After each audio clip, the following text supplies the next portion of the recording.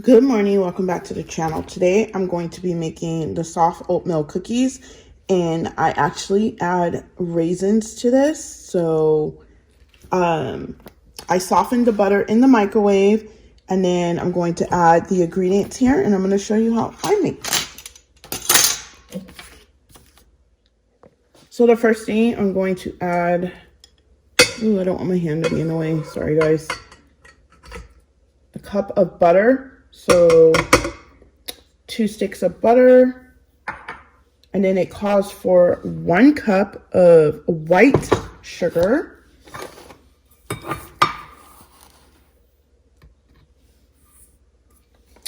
and then it also calls for another cup of brown sugar. Let me move this down a little bit, sorry guys. Also, if your brown sugar, I usually keep it in this freezer bag, and then I also keep a thing of bread in there to help it stay soft, because I notice when you don't use your brown sugar as much, it gets hard. So I start putting bread. I know there's this thing on Amazon that you can buy, but I just haven't bought it yet. So it's 1 cup of packed brown sugar. And then I'm going to add in, I want to get this closed tightly. I'm going to add in 2 eggs. Normally I have my eggs cracked in a bowl already, just because I don't want shells. But you know what? We're just going to go with it today. So 2 eggs.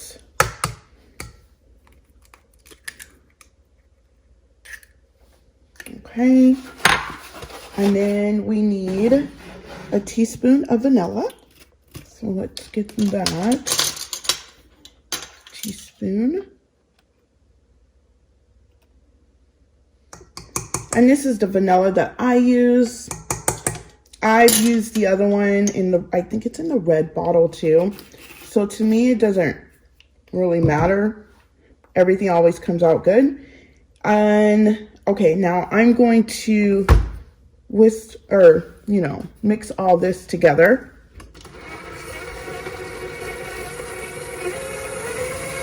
And I'll be right back. Now it calls for 2 cups of flour, 1 teaspoon of baking soda, 1 teaspoon of salt, and I already have all that mixed in. And then it also calls for 1.5 teaspoons of cinnamon. So I'm going to put that in there right now. Let's see, how do I want to do this? Let's do it this way. And then I did this a few years ago. I changed all my spices into here. I think it looks prettier. So I'm going to put 1 teaspoon in there. And then we're going to use 1/2 teaspoon. And then my measuring spoons are actually, and measuring cups are actually from the Manolean line at Target. I just love the black, sleek look. So that is 1.5 teaspoons. And then I'm going to put a little bit by little of the dry mix. Let's unlock this. You guys, I need a bigger KitchenAid. This KitchenAid sometimes be crazy. I'm gonna go to the other side. It's small. It'd be shaking. So I'm gonna lock this. I'm gonna start off slow. And we'll be right back. Now it calls for 3 cups of quick cooking oats. And yep, I have both. Because last time I made them, I had the wrong oats. I mean, it still came out, but you could tell the difference. So there is 1. 2.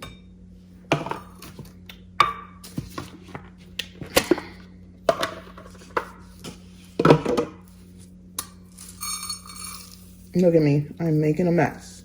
Always. 3.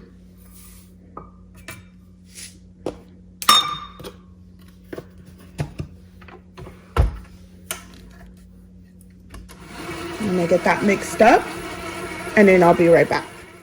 Okay, you don't want to over mix it. You guys should smell this. It smells so good. These are my mom's favorite cookies. So I'm pretty much making them for her and then keep some for us as well. My husband likes them as well. Now what I'm going to do, I'm actually going to add the raisins. The recipe doesn't call for it, but I've been using this recipe for more than, when did I print this out? Because it'll tell me. Oh, like in 2020. So it's been a minute. I've been using this recipe. And I've always added the raisins to it. So I'm just going to add the rest of these raisins. Because it's about a half a bag. A little, not that much. So we're just going to go ahead and add them all. And then I'm going to get this mixed up. Then I'm also going to chill the dough in the refrigerator for about 20-30 minutes. And then I'm actually going to get them ready on the cookie sheet, but I'm not going to bake them today. I'm just getting them prepped and putting them in freezer bags. So when it's time to bake them, the dough is already made. So I'm going to wrap it up in some saran wrap. Leave a comment down below. I'm just curious. Are you team cleanup after you're baking, or do you clean as you go? I'm curious.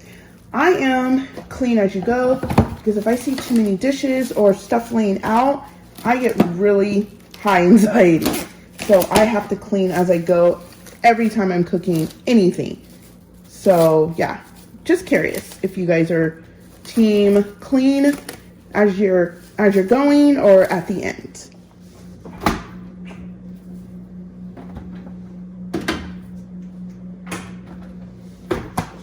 Hi, welcome back. I'm going to be making some potato salads, and yeah, I boiled some eggs with the potatoes. I like to do it that way, boil them all together. Some people peel their potatoes before they boil them, but I just peeled them before I boiled them. And then, as you can see over there on the right, I finally got some Duke mayonnaise. My friend sent it to me. I did not know that we didn't have it here on the West Coast, but it turned out we do have it here on the West Coast. And that was interesting. But I have to say, I see the hype on the Duke mayonnaise. So yeah, right here, I just use my potato masher just a little bit. And so just to not be so chunky, I didn't want a lot of chunks in there. And so what I used some Duke's mayonnaise. I know I used some anti-no-nos, some dill. The dill is really good. I didn't think I would like dill, but actually it's not bad. I didn't use a lot of it. And then I used some mustard. The mustard is only for me, it's really just for the color, just to change the color a little bit.